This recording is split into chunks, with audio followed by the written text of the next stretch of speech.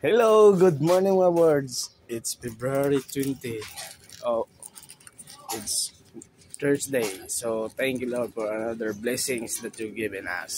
So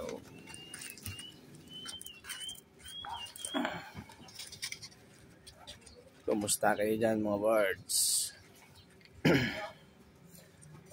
Daliin natin magpapasalamat sa buong may kapal. Sa buhay na binigay niya sa araw-araw. Sa blessings na binigay niya. At sa mga blessings pa na darating sa atin. Okay? So, good morning, good morning. Have a wonderful day. Medyo tanghali na tayo mga birds nakagising.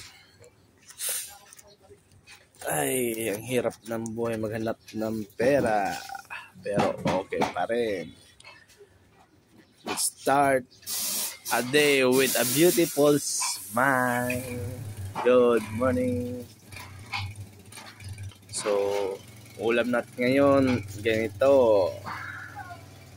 Okay? So, magluto muna tayo mga words. Kasi tanghali na. Alam mo na sa inyo. Always like, follow, and share.